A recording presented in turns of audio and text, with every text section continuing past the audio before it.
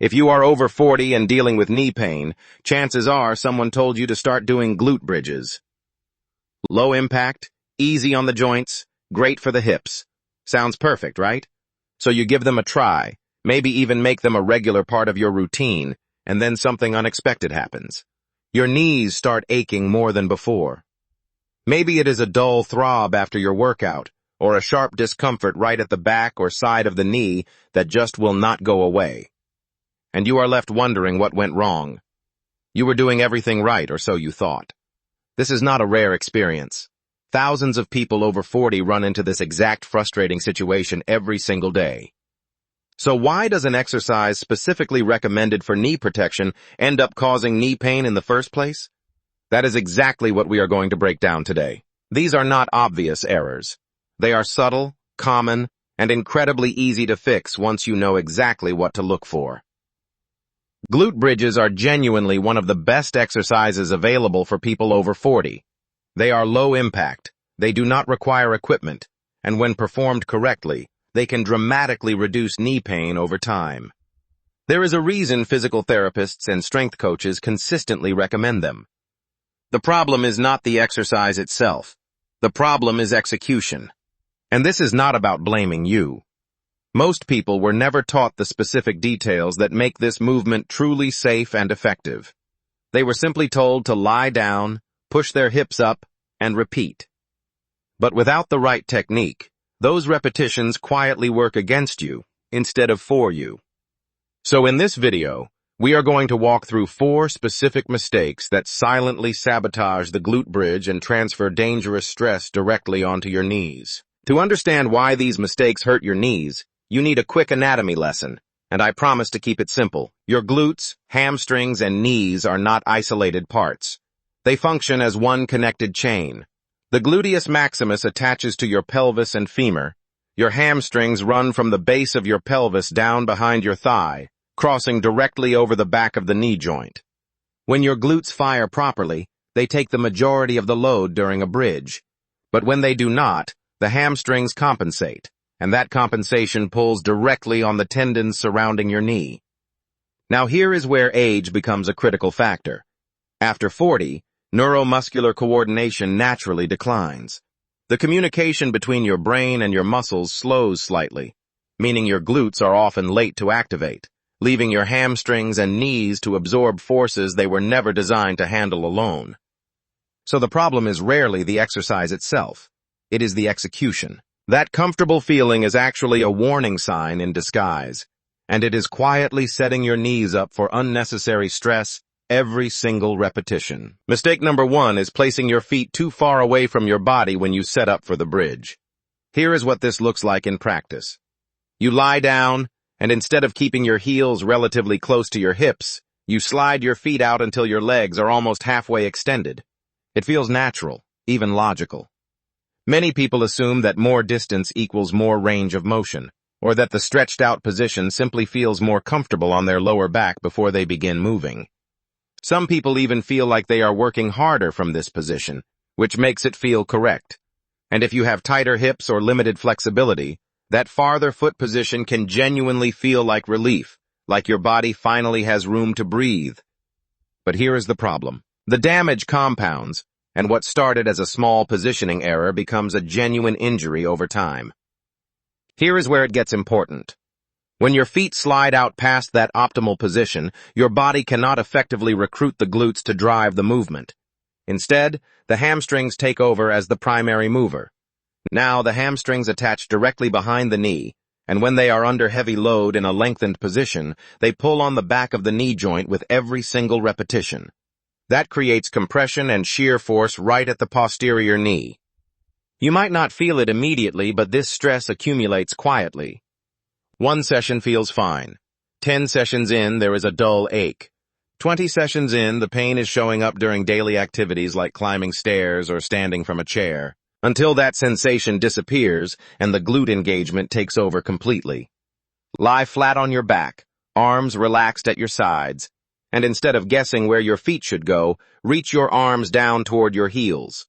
Place your feet exactly where your fingertips can just barely graze them. That is your starting position.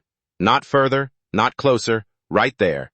Now bridge up from that position and pay attention to what you feel. When foot placement is correct, something shifts immediately. The burn moves out of the back of your knees and settles deep into your glutes, right at the base of your hips where it belongs. That combination creates the perfect storm for knee cave. It's letting the knees cave inward as you lift your hips off the ground. Picture this.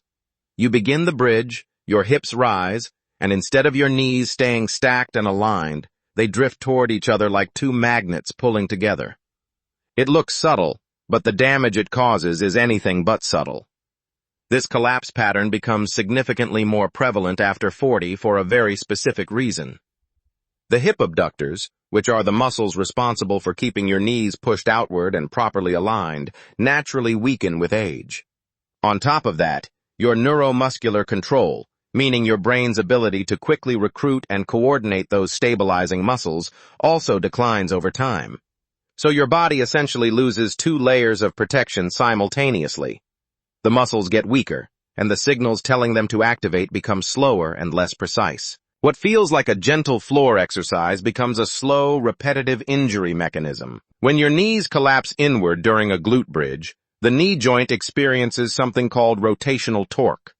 Your femur, the thigh bone, rotates inward while your foot stays planted on the floor. That twisting force gets absorbed entirely by the knee, a joint that was never designed to handle rotation under load. The first structure to suffer is the medial collateral ligament, the ligament running along the inner side of your knee. Repeated stress here leads to chronic irritation and eventual breakdown. But here's what makes this especially serious for anyone over 40.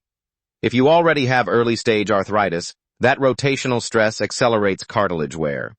If you have any meniscus damage, even minor, that inward collapse compresses and grinds the medial meniscus with every single repetition. The band gives you constant feedback, training your muscles to hold proper position without requiring mental effort every single repetition. But it does require intentional focus, especially in the beginning. Throughout the entire glute bridge movement, from the moment you start lifting to the moment you return to the floor, you want to actively push your knees outward so they track in line with your second toe. Not your big toe, not your pinky toe, your second toe. That slight outward drive engages your hip abductors and keeps the knee joint in a safe, stable position. Now here is where a simple tool can make this almost automatic. Take a resistance band and loop it just above your knees before you begin. The band will naturally want to pull your knees inward, and your job is simply to resist that pull. Now let's talk about mistake number 3. And this one is surprisingly common even among people who feel like they are doing everything right. Picture this. Someone lifts their hips up, and instead of stopping at a clean straight line, they keep pushing. The lower back arches dramatically, the ribs flare out to the sides, and the pelvis tilts forward like they are trying to point their belly button toward the ceiling. It looks like maximum effort. It feels like intensity. And here is exactly why people do it. They believe that pushing higher and arching deeper means they are squeezing their glutes harder. The logic seems reasonable on the surface. More range of motion should mean more muscle activation, right? But that assumption is completely backwards, and it is quietly causing real damage to your spine and actually stealing the results you are working so hard to earn. Here is where things get particularly frustrating for people over 40, because lumbar hyperextension during the bridge is not just one problem, it is two problems happening simultaneously. The first issue is structural.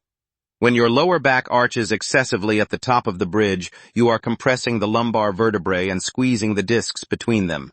For anyone over 40 who already has some disc degeneration, even mild degeneration that they may not know about, this repeated compression can trigger inflammation, nerve irritation, and genuine lower back pain that lingers long after the workout ends.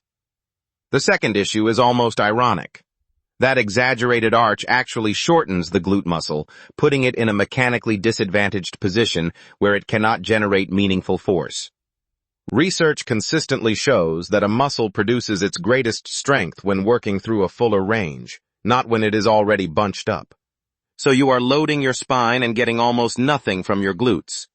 Pain without the gain. Just a clean, neutral line held with an actively braced core throughout the entire lift. And the key concept here is something called a posterior pelvic tilt. Think of your pelvis like a bowl of water. When your lower back arches excessively, that bowl tips forward and spills. What you want instead is to gently tuck the pelvis, flattening the lower back slightly before you even begin moving. The second part of this correction is rib cage stacking. Before you lift, take a breath, brace your core like you are about to take a punch, and make sure your ribs are not flaring upward. They should feel heavy and connected to the floor. Now let's talk about mistake number 4. And this one is incredibly common because it actually feels productive when you're doing it. The mistake is rushing through your repetitions with zero control over the lowering phase. Here's what this typically looks like. You push your hips up quickly, maybe hold for half a second, then drop right back down and immediately bounce back up again. Up, drop, bounce, up, drop, bounce. It has this rhythm that feels intense, like you're really working hard and getting something done. But here's the uncomfortable truth. That dropping and bouncing pattern is actually stealing the most valuable part of the entire exercise right out from under you. The lowering phase, that controlled descent back toward the floor, is where a significant portion of the real muscle building and joint protecting work happens. When you rush through it carelessly, you're essentially skipping the most important chapter of the story every single repetition. The burn you feel from rushing is just fatigue, not the deep structural adaptation your knees actually need. When you rush through the lowering phase of a glute bridge, you are skipping what researchers call eccentric loading. And this is actually where the most valuable adaptation happens for your tendons and connective tissue around the knee. After 40, tendons naturally become less elastic and slower to remodel. They do not respond well to sudden, uncontrolled forces. What they respond to exceptionally well is slow, deliberate tension applied during that lowering phase. This type of loading signals the tendon cells, called tenocytes, to produce new collagen and strengthen the tissue over time. When you drop down quickly, that stimulus disappears entirely. You are essentially skipping the part of the exercise that builds the knee-protecting strength you came here for in the first place. Now that you understand why the lowering phase matters so much, let's talk about exactly how to structure your tempo going forward. Here is the prescription that works best for people over 40. Take 2 seconds to lift your hips up, controlled and deliberate, not a quick pop. Once you reach the top, hold for 1 to 2 seconds and actively squeeze your glutes as hard as you can, not just passively sitting there. Then comes the most important part. Lower yourself back down over 3 to 4 full seconds. Count it out loud if you have to. 1, 2, 3, 4. That is your new standard. When you first try this, it is going to feel dramatically different from what you are used to. The movement will feel harder, more demanding, and almost uncomfortably slow. That is completely normal. You may need to drop from 15 reps down to 8 or even 6. That is not a step backward. That is progress. Correcting even one of these mistakes can produce noticeable relief and real improvement within just a few weeks. Mistake 1, feet too far from your body, shifts the load onto your hamstrings and compresses the back of the knee. Move your feet closer until your fingertips graze your heels. Mistake 2, knees caving inward, creates dangerous rotational torque on the joint. Push your knees outward, aligned with your second toe, throughout the entire movement. Mistake 3, hyperextending your lower back at the top, compresses your lumbar spine and actually reduces glute activation. Drive your hips up only until your body forms a straight line, bracing your core first. Mistake 4, rushing through the repetitions, eliminates the eccentric phase your tendons desperately need. Slow everything down with a controlled 3 to 4 second lowering. That is the real game after 40. If you are over 40, training harder is not the answer. Training smarter is not a compromise or a sign of weakness. It is actually the superior strategy, and the science backs this up completely. Your body after 40 does not respond the same way it did at 25. Volume and intensity alone stop being the primary drivers of progress. Precision becomes the real currency. Every rep performed with correct alignment, proper tempo, and intentional muscle activation is worth 10 sloppy reps done with maximum effort. Think of quality movement like compound interest. Your strongest years are still ahead of you. Done correctly, This single movement is genuinely one of the most powerful tools available for protecting your knees and building real functional strength after 40. It costs nothing, requires no equipment, and can be done anywhere. The difference between pain and progress often comes down to just a few small adjustments, and now you know exactly what those are. So here is your challenge. In your very next workout, try the corrected version. Feel the difference in your glutes, notice the absence of tension in your knees, and trust the process. If this helped you, drop a comment below telling me which mistake you were making. It genuinely helps others know they are not alone. Hit the like button if this was valuable, and make sure you check out our related video on knee-friendly strength training.